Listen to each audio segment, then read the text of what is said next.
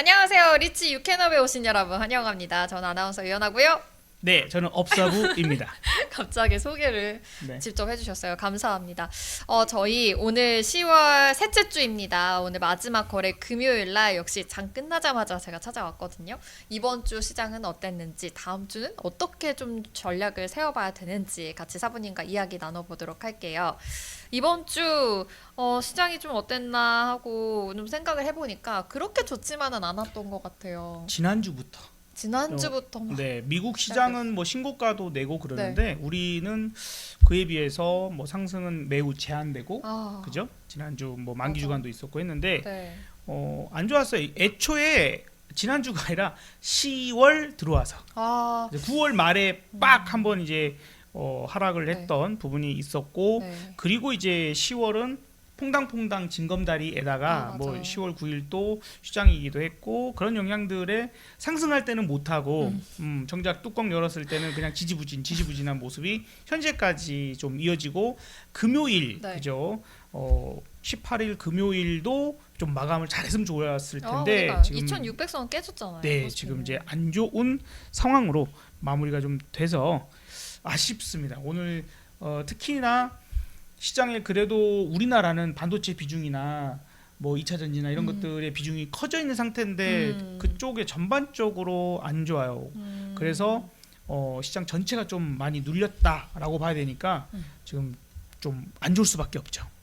아니 근데 사실 좀 생각해 보니까 9월 달에 10월 들어가면 좀 좋아질 수도 있어요. 뭐 이렇게 얘기를 그래도 좀 나눴었던 것 같은데 진짜 10월 중순에서 돌이켜 보니까 좋지만은 않은 흐름이네요. 근데 이제 한편으로 생각해 보면 네. 저하고 얘기했던 부분이 그런 얘기를 한 적이 있어요. 어떤 부분이냐면 미국 시장에서 미 대선을 앞두고 있는 상태라면 네. 이 미 대선을 앞둔 상태에서는 보통 대선 3개월 전 시장이 좋은 편이다. 그렇죠? 그 네. 얘기를 했었어요. 네네, 그러면서 그런데 지금 그 전에 보니까 나스닥 시장이랄지 어쨌든 시장이 너무 좋았던 거예요. 차트 한번 살짝 봐보면 네. 지금 보시는 게 지금 지난 7월 네. 정도까지 너무 좋았어요. 그래서 제가 이때 그런 얘기를 들었습니다. 그때 그랬던 것 여러분 같아요. 생각해 봐봐요. 지금 미대선 앞두고 3개월 앞두고 어쩌고 좋아야 되는데 미리 써버려 가지고 파월은 파월대로 특히 제닛 옐런이 이제 작년과 올해에 시장을 어떻게든 어거지로 끌어올려서 그때 어쨌든 바이든이 이거 치매 걸리신 건가? 노안으로 좀 뭔가가 안 좋은데 사퇴하기 전에 어떻게든 증시라도 좋게 만들거나 시장 돈을 풀어가지고 경기가 매우 좋은 것처럼 나타내야 됐던 그런 속사정이 있었던 것 같아요. 그래서 단기 국채 엄청나게 발행을 하고 그러다 보니까 이제 시장은 저렇게 올라갔었는데 이제 제가 그때 그랬죠. 요거를 이렇게까지 올라왔는데 여기서 3개월을 더 강세로 계속 갈 수 있을까? 어렵겠다. 만약에 저라면 한번 찍어 눌렀다 갈 것 같아요. 그래서 8월 정도에는 매우 큰 하락이 나올 수 있습니다라고 얘기를 했고 실제로 8월에 큰 하락이 나와버렸죠. 8월을 여러분들 기억하시다시피. 역사적인 날이죠. 네. 그리고 이제 다시 봐봐요. 여기서부터 네. 3개월 정도 지금 미국 시장은 계속 올라요. 그러면 지금 여기가 저점이잖아요. 네. 이걸 여기다 끌어 내려놓고는 그 다음부터는 계속 좋은 거예요. 미국은. 그러니까 미국 대선이잖아요. 여기서 미국은 이제 통했네요. 네. 근데 이제 우리는 거기에 이제 억울하게 너네랑 상관없잖아. 약간 그런 부분도 있고 이제 미 대선과 오늘 연관이 커서 네. 또 되려 또 네. 우리는 미 대선과 연관이 커서 지금 이렇게 빠진 부분도 있습니다. 미 대선 연관인데 우리가 왜 빠질까요? 우리 미국과 너무 관련이 너무 많아서 그런 거 아니에요? 많죠, 그렇죠. 근데 지금 미 대선에 어떻게 보면은 우리나라 언론이 그동안 해리스와 네. 그리고 이제 트럼프 중에서 누가 대통령이 될 가능성이 높다, 지지율이 높다, 막 이런 얘기 많이 나왔잖아요. 이때까지 어땠죠? 아니, 그러니까 어떻게 기억해요? 그때 토론 때만 하더라도 그래도 해리스가 좀 더 우세할 것 같아라는 전망들이 되게 많았었잖아요. 그런데 이번 주부터 갑자기 좀 바뀌기 시작한 것 같아요. 15일 기준으로 좀 찾아보니까 예측 사이트 플리마켓에서는 트럼프 당선 확률이 55%로 지금 50%를 넘었어요. 당선 확률이. 우리가 이제 한번 네. 다시 생각해야 될 것들이 있어요. 네. 왜냐하면 우리나라 언론들이 뭔가가 제대로 공부를 안 했거나 약간 그냥 내키는 대로 국민들이 좋아할 만한 내용들로 좀 나타낸 게 아닌가 생각을 좀 해요. 왜냐하면 우리나라는 총 투표수, 득표수로 총 득표수로 대통령이 뽑히죠. 근데 미국은 아니거든요. 각 주마다 선거가 이제 거기에서 이긴 후보로 선거인단 표가 가거든요. 네. 승자 독식이에요. 맞아요. 그래서 거기에 얼마나 많은 주의 그 우세한가인데 요거 한번 이제 자료 살짝 봐볼게요. 잠깐 보시면 보세요. 파란색이 거의 없어요. 빨간색으로 도배가 돼 있죠. 해리스의 이 파란색 민주당 파란색이 지금 이제 선거인단으로 계산했을 때는 약 236 그리고 트럼프는 302 정도 되는데 여기서 야 그래도 아직 시간 있어. 네. 조금만 좀 지금 더 노력을 하면 다시 해리스가 유리해지지 않겠냐라고 얘기하시는 분이 있을지도 몰라요. 아직 시간은 있으니. 네, 다시 한번 생각을 해봅시다. 어찌 보면 트럼프가 그때 이제 저격당했을 때 네, 네. 끝났어요, 사실. 어허. 거의 그때 일론 머스크가 네. 트럼프라는 사람이 어떤 사람이에요? 전기차 필요 없어. 의무 전기차 판매 의무 없애버리겠어. 그다음에 이제 그 배터리 보조금 없애버리겠어. 그냥 야 석유 화학 그냥 잘 갖다 쓰면 되지. 뭐 하려고 그런 거 해가지고 돈은 더 들고 그냥 경제 성장에 도움이 안 되고. 네, 네. 지금 이제 미국은 어쨌든 쉘가스랄지 이런 것들이 상당히 좀 많이 늘어나는 상태이다 보니까 그쪽에서 표를 의식하고 계속해서 그쪽 땡겨올 수밖에 없죠. 예. 그래서 더더군다나 그게 주장을 하고 이제 그 기후 문제는 이거 사기다, 가짜다 이렇게 주장을 하잖아요. 그래서 여러분들이 이제 그 이번 주간에 친환경 관련된 종목들이 다 안 좋아요. 태양광, 풍력, 그 다음에 수소전지랄지 에코 이름이 붙은 애들, 예, 에코, 바이오, 에코, 뭐 등등등 대부분 다 안 좋습니다. 이게 바로 트럼프가 상당히 많이 앞서고 있는 거고. 이 우리나라 언론 자체가 약간 잘못된 어떤 방향으로 지금 하고 이제서야 이제 그걸 바꿔서 얘기를 하고 있는 부분들이라서 이게 우리가 많은 기회를 잃어버리는 그런 상황들일 수 있고 일본만 하더라도 어때요? 그 아소? 뭐죠 이름이? 아무튼 그 유명하신 분을 갖다가 트럼프 만나게 하고 투 트랙으로 했었잖아요. 바이든이 사퇴하기 전부터. 이거는 아무리 봐도 바이든이 붙었을 때는 안 될 것 같으니까 트럼프한테 가서 샤바샤바샤바를 하잖아요. 그러고 있는데 우리는 도대체 뭘 하고 있는 건지 언론만 믿고 이거 대처가 제대로 안 된 부분들이 주가에도 분명한 영향을 크게 미칠 수밖에 없다. 저는 그렇게 생각합니다. 트럼프는 좀 그런 것들을 은근히 따지는 네. 특히 자기한테 잘해줘도 못하게 하는데 못되게 하는데 더군다나 자기한테 너네 야 나한테 신경 안 썼지? 두고 보자. 그래 이제 방위비 같은 경우도 13조 원을 내라 막 이런 얘기를 하잖아요. 막 지금 한국은 돈 잘 버는데 방위비를 한 푼도 안 내고 있다. 거짓말까지 해가면서. 근데 이게 단순히 트럼프가 허풍 이거 거짓말쟁이다 해서 끝나면 안 돼요. 이거는 전략이라고 보여요. 전략이야 이건. 그러니까 사람들로 하여금 자기의 지지층 혹은 중도에 있는 어디로 갈지 모르는 그 표들이 관심을 갖게 만드는 그런 효과에서 과장되고 뭔가가 이렇게 나타난다. 그래서 예를 들어서 불법 이민자 문제 같은 경우에도 해리스한테 상당히 불편한 요소거든요. 불법 이민자 요소를 바이든 정권이 이제 바이든이 야 불법 이민자 문제는 네가 좀 해결해 라고 임무를 줬는데 바이든 사실 부통령 자리가 노는 자리예요. 미국 대통령이 뭔가 잘못되면 그때 이제 짠 하고 나서도 뭐 하는 자리지 평소에는 노는 자리인데 제대로 못된 거죠. 어떻게 보면 불법 임자가 상당히 많이 늘어나 버렸어요 그때. 그러니까 그 트럼프 입장에서는 불법 이민자 문제를 꺼내 들면서 해리스를 공격한 거라고 봐야죠. 이제 그 내용들이 구체적으로 나올 거 아닙니까? 네. 그래서 불법 이민자가 개와 고양이를 잡아먹는다라고 얘기를 하면서 그러면 그런 기사나 이런 것들이 나오면 사람들이 뭐야? 그걸 이제 클릭해서 보다 보면 그 내용 안에 해리스가 이렇게 못했다, 되게 못한 거다, 이런 게 이제 꼬집어서 갈 수 있는 전략. 그래서 이게 한국에 대한 어떤 부분들이나 관세에 대한 문제나 이런 것들이 우리는 이제 수출 국가잖아요. 네. 대외 의존도가 매우 어, 높은 그런 상태에 너무 높죠. 있다 보니까 네. 지금 자동차주들 현대차나 기아 못 가는 것도 그런 부분에서 야 환율이 이렇게 올라가면 자동차가 환율 효과에 의해서 지금 고환율 부분들에서 수혜를 받아서 괜찮아 영업이익 좋고 막 좋았어. 지금 많이 올라가고 있어요. 그러니까 워낙 약세죠. 네. 그럼에도 불구하고 수출주들이 못 가. 신기하죠. 그렇게 전통적으로 보면은 이럴 때는 야 전반적으로 못 가도 그래도 대형 수출주들은 가거든요. 예, 환율 효과에 의해서. 네. 근데 지금 그것도 안 돼요.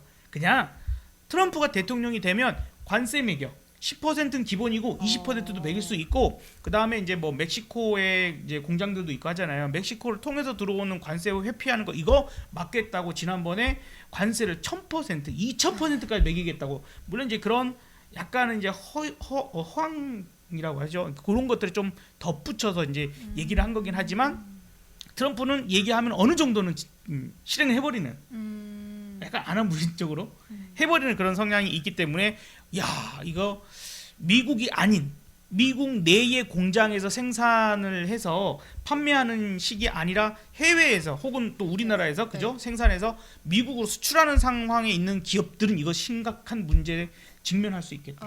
그러니까 관세도 세지고 네. 지금 뭐 수출 이런 거에 계속 연관이 돼서 지금 막 막으려고 하다 보니까 더 못 가는. 그다음에 뭐 대표적인 게 뭐 물론 바이든 정권도 네. 중국 견제가 심하지만 미중 무역 갈등 요 부분들이 또 다시 크게 네. 돌아설 것이고 그러면 이제 더 진영이 더 갈라지는 상황들이 될 수밖에 없을 것이며 우리한테도 압박을 하잖아요. 계속 미국이 야 중국한테 첨단 뭐 반도체나 뭐나 팔지 마. 뭐 하지 마. 네.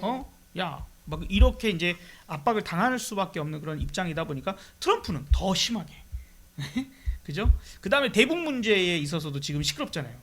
북한 문제 진짜 너무 시끄러워요. 갑자기. 이제 이거는 뭐 이게 우리가 무슨 일이에요? 그쪽 전문가는 아니니까 네. 뭐 일일이 따지기는 좀 어렵겠습니다만 아마도 현재까지 그냥 쓱 봤을 때는 북한이 러시아에 파병을 해서 전쟁에 참가하기 위해서 그러다 보니까 지금 뭐 3,000명이다 아니면 10,000명이 네. 러시아에서 훈련을 하고 있는데 거기에 이제 물자까지 가잖아요. 네. 무기만 지금 이제 판매를 하거나 이렇게 지원했으면 또 모르는데 병력이 갔다라고 한 건 이거 심각한 거거든요. 제 3국이 어쨌든 참전하는 상황이 돼 버리면 또 이제 이쪽 진영, 우크라이나 진영에서도 참전할 수 있는 어떤 상황들 폴란드나 이런 국가들은 또 상당히 지금 심각할 수밖에 없어요. 이게 우크라이나가 무너지면 다음 차례는 우리인가? 왜? 너네 러시아 입장에서는 너네 우크라이나랑 내가 전쟁할 때 네가 뒤에서 엄청나게 도와주고 나를 물먹였지? 너네 가만 안 두겠을까? 결국에는 당장은 아니더라도 뭐 그게 몇 년 후든 몇십 년 후든 나타날 수밖에 없기 때문에 이거 까딱 잘못하면 유럽 국가 중에서도 네. 몇몇 국가들이 네. 또 참전하게 되는 그러니까요. 상황이면 그건 무조건 이제 세계 대전이 그러니까 점점 이제 참가하는 국가들이 커지면 진짜 이제 제 3차 세계 대전이 올 수도 있는 거겠네요. 그 이제 북한이 아주 똘끼 충만한 그런 짓을 지금 하게 되고 그 얼마나 와. 심각한 건지를 지금 인식 못하는. 그러니까 그래서 지네들이 저쪽에 가 있는 동안 파병을 하고 뭐 무기 저쪽 가 있는 동안 대한민국이 자기네들을 어떻게 할까봐 무서워서 지금 그것도 드론도 자작극이라고 지금 얘기를 하고 있는 것 같고요. 그래서 엄청 세게 막 너네 가만 안 두겠어. 그러니까 러시아에서도 야 너네 만약에 북한 건드리면 우리가 참전해 갖고 너네 가만 안 두겠어라고 또 러시아도 우리를 협박하잖아요. 그죠? 그러니까 그 말뿐인 이제 그런 상태 이걸 전문 용어로 이제 아가리 파이터라고 하지만 이제 그런 상태긴 하지만 우리는 사실 우리 건드리지 않으면 우리가 먼저 공격은 안 하죠. 예, 그죠? 핵무기를 쏠려고 한다거나 이런 조짐이 보인다면 선제 타격은 할 수도 있겠지만 그런 상황이 아니라 어쨌든 쟤네들은 지금 그러고 있는 상태인데 그러다 보니까 국제 정세가 상당히 안 좋고 이게 우리랑 아예 연관이 없는 게 아니잖아요. 아니죠. 북한은. 네네. 그러니까 더더욱 그래서 외국인 자금이 자꾸 빠져나가는 그 형태로 가버리니까 상당히 안 좋아요. 자 정리를 좀 해보자면 지금 지구가 트럼프가 굉장히 또 시끄럽네요. 네, 정말. 여러 가지 시끄럽지만 네. 일단 당장은 제일 문제가 네. 트럼프가 대통령이 될 가능성이 매우 높아졌고 지금 미국 시장 월가에서도 그런 쪽으로 반응이 다 나오고 있는 거예요. 지금 한 달밖에 남지 않았으니까 거의 뭐 한 달도 안 남았죠 이제. 그러면 진짜 거의 확정시 이런 느낌이에요? 20일 정도밖에 안 남았잖아요. 혹시 또 이제. 모르는 거잖아요.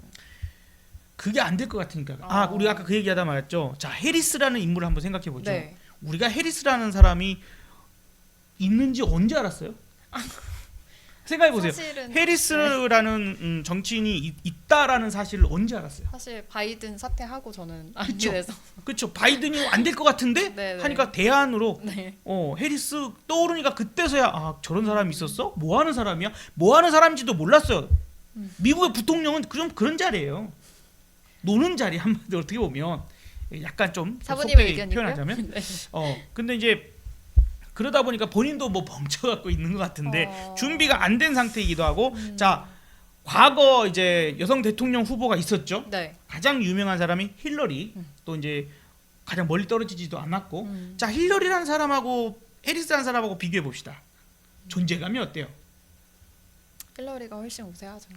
훨씬 우세하죠. 이게 오바마 정권 때 국방장관 해서 이게 아니에요.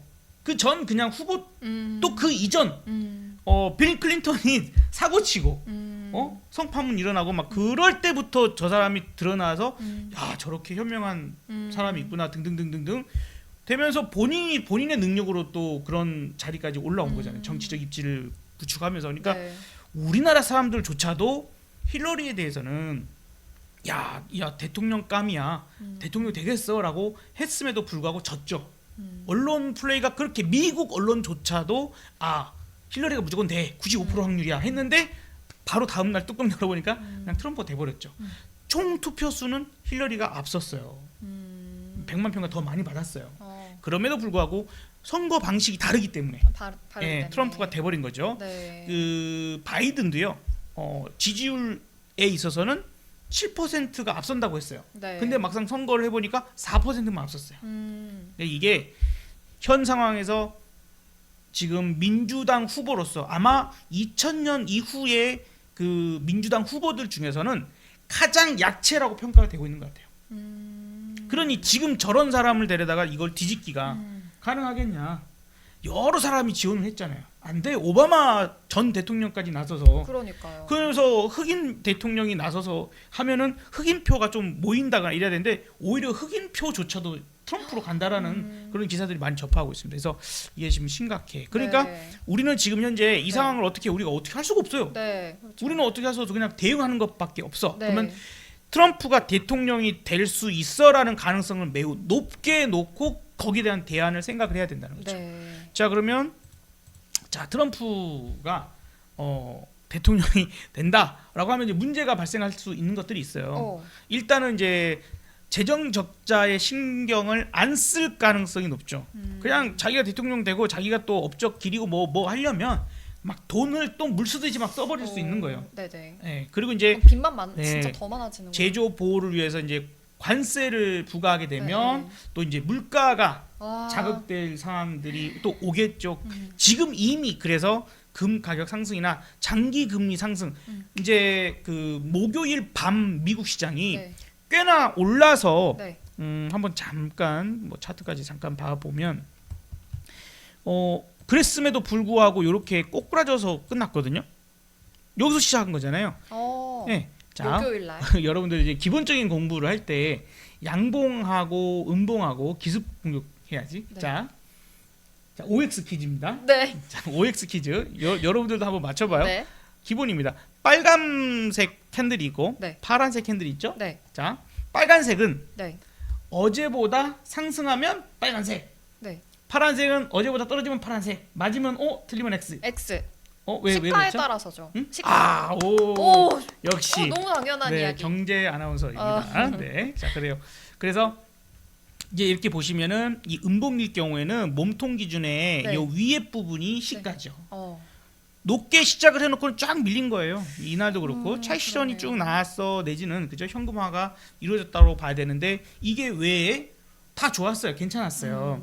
여러 가지 지표들 경제 지표들 뭐 특히 이제 고용 같은 경우에도 실업수당 청구 건수가 전주 대비 한 15,000명 정도 줄어들기도 하고 그래서 좋았는데 또 되려 장기 채 10년 국채 금리가 올라가 버려서 4.1 막 이렇게 올라가 버리니까 거기에서 이제 빛을 발하지 못하는 이제 그런 상황이 나와버린 거죠. 4.1 육박해 버리니까 지수 상승을 상당히 제한시켜 버리는 그런 상황들이 나와서 아까 이제 말씀드렸던 이런 부분들처럼 지금 장기 금리까지 상승하는 이 현상이 지금 나타나고 있다는 거죠. 이미 이제 반영이 시장. 근데 이제 월가는 트럼프를 더 선호할 수도 있어요. 네. 기업인들은 친기업적인 성향을 갖고 있는 트럼프를 그러겠다. 네. 뭐 그래서 지난번 당선이 됐을 때 힐러리가 지금 탈락했다 뭐 이런 부분에 소식 전해지자마자 우리는 장중이었거든요. 우리나라는 결정됐을 때 조금 한 30분인가 갑자기 급락을 하다가 급반전에서 쫙 급등했어요. 아 진짜요? 그러니까 시장이 받아들이는 건 또 다르게 받아들일 수 있어요. 우려감들이 있고 그때 트럼프가 되면 난리 난다, 큰일 난다, 저게 뭐 대통령감이냐 별별 말 많았지만 그래서 진짜 당선되니까 쫙 밀렸습니다. 밀리긴 했지만 금방 돌아서 가지고 그래서 큰 상승을 이끌어버린 상황이 돼버리기도 해서 있고요. 그 다음에 아까 여기에서 어떻게 보면은 이제 문제가 될 수 있는 게 재정 적자 문제가 지금 신경을 써야 될 부분들일 수 있는데 하원마저 공화당이 이겨버린 상황이 된다고 하면 대통령 마음대로 하고 싶은 대로 더 돼버리겠죠. 네, 견제할 수 그렇죠. 있는 상황이 아니니까. 그래서 이런 불확실성들이 커지는 상황이 되면 어쨌든 아직까지는 미국 증시 상황 네. 요거가 괜찮은 상황이지만 네네. 언제 꼬꾸라질지 모르는 그런 상황도 우리가 대비를 해야 된다라고 좀 생각됩니다. 그러면 네. 뭐 대비는 어떠할까요? 우리 입장에서는 지금 그러면 트럼프가 대통령이 된다고 하면 네. 그래서 지금 반대로 힐러리란다. 해리스가 대통령 됐을 때 뭐 친환경이나 그죠 태양광, 풍력 네. 뭐 저쩌고 이런 것들이 지금 다 꼬꾸라지고 있는 그 상황을 이제 설명할 수가 있는 거거든요. 근데 그걸 트럼프가 피해야죠. 일단 되면 미국 증시도 지금 다시 안 좋아질 가능성이 더 높은 거예요? 선반영적인 부분이 있을 수는 있어요. 근데 또 반대로 지금 우리가 아까 이 얘기를 했잖아요. 네. 여기서 왜 이렇게까지 땡겼을까? 금리 인하 기대감도 있었고 네. 그 다음에 2023년도부터 제닛 옐런이 단기채를 엄청나게 발행하면서 돈을 뿌려댔어요. 네. 왜 그랬냐? 라고 보면 그 이유만은 아니지만 트럼프가 대통령 되는 꼴을 못 보겠으니까. 바이든은 너무 약한 상태가 돼버렸고. 그래서 지금 어떻게든 이게 트럼프가 네. 그러니까 여기 땡겨진 것도 네.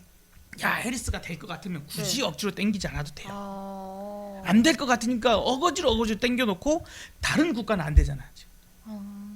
만약에 우리나라도 저런 식으로 비슷하게 올라왔다고 하면 이제 네. 좀 다른 설명을 할 수 있겠는데 네.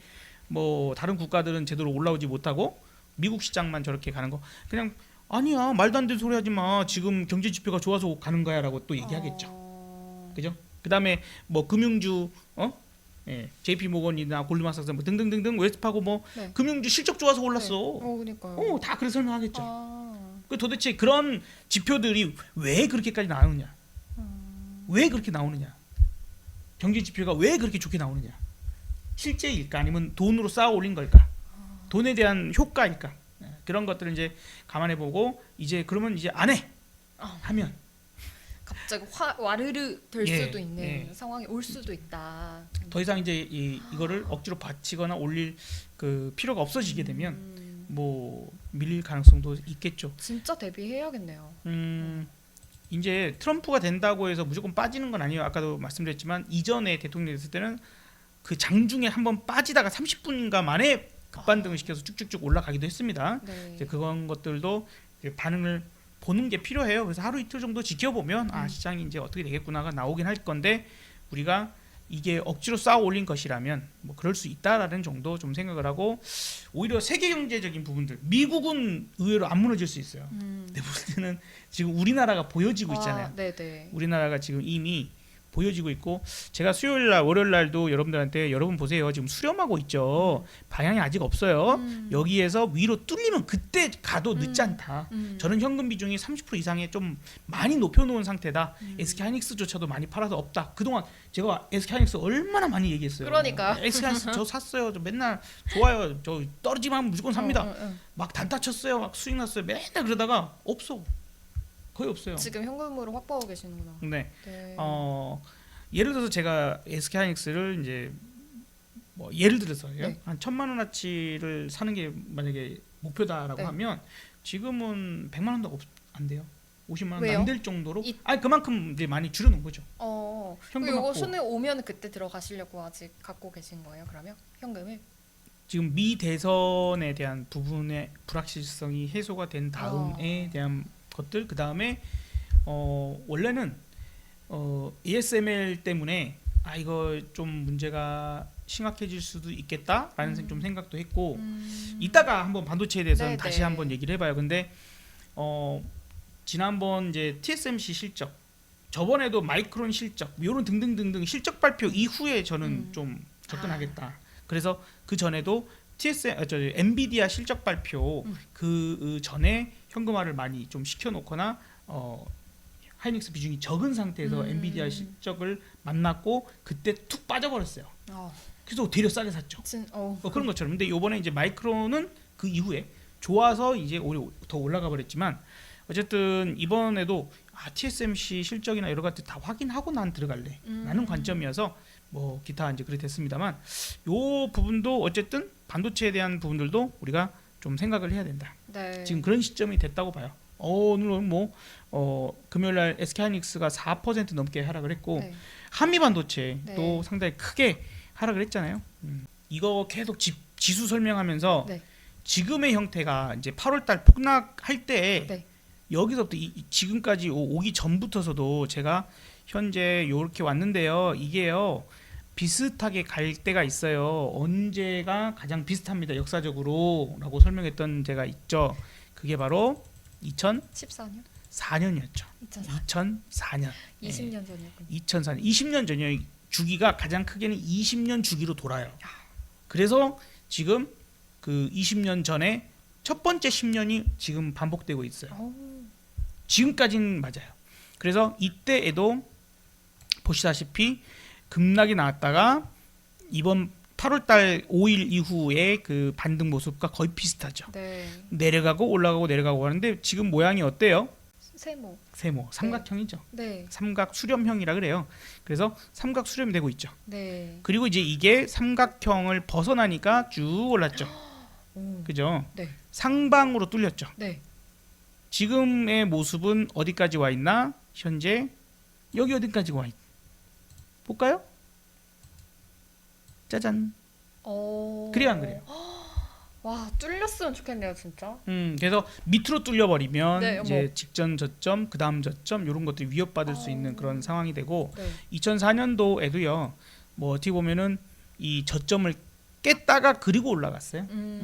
그래서 이제 2차 전지 같은 경우에도 트럼프가 뭐 보조금 없애버리겠다, 뭐 이런 것들이 나오다 보니까 그래서 지금 빛을 발하지 못하고 안 좋은 모습들, 그 다음에 뭐 친환경 관련된 거, 태양광, 풍력 뭐 등등등 매우 안 좋은 모습들이 지금 나타나는 것은 트럼프가 대통령이 될 확률이 매우 높아졌기 때문에 그것이 시장에 반영되고 있는 것이다. 그래서 주의가 필요하고, 그러면 반대로 트럼프 수혜주 쪽으로 가면 되잖아. 그죠? 그럼 트럼프 수혜주 쪽은 뭐예요? 일단 방산이죠. 방산.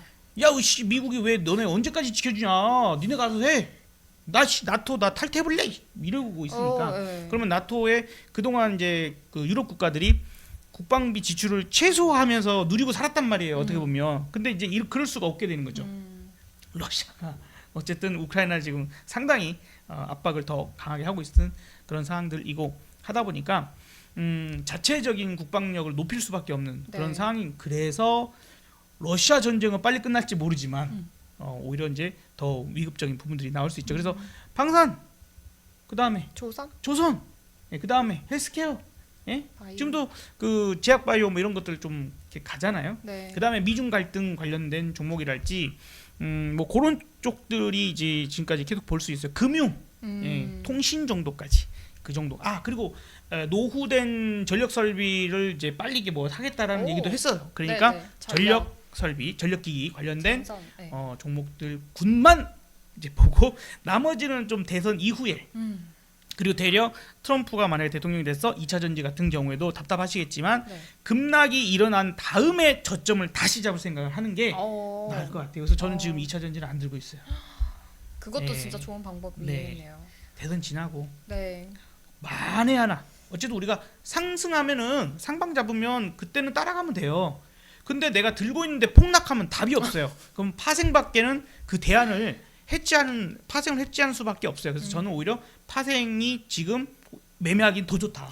지금 상황에서 불확실성과 취소 뭐가 가요? 가는 게 없어요 지금. 네네. 네, 오늘도 하락 종목이 몇 개가 나왔습니까? 코스피만 500개 넘게 하락을 했고 코스닥도 1200개 정도 하락을 했거든요. 그래서 장중에는 1900개 정도 하락했어요. 상승 종목이 그만큼 없어. 예, 그래서 매우 힘든 그런 상황이었으니까 트럼프가 대통령이 될 수 있어. 에이 말도 안 돼 하지 말고 네. 한국 언론만 믿지 말고 네네. 지금 트럼프가 대통령이 된다면 난 어떻게 해야 될까를 네. 고민하시는 방법이 좋으시겠습니다. 네, 좋겠습니다. 이렇게 지금 트럼프 당선 확률이 높아지면서 지금 세계 증시, 우리나라 증시 다 흔들리고 있는데 어떠한 전략을 좀 세워야 되는지 이야기해봤습니다. 지금 반도체도 약간 좋은 흐름이 실적은 잘 나왔는데 좋지 못하게 가고 있는 것 같거든요. 그렇죠. 이 이야기는 2부에서 내일 전해드릴게요.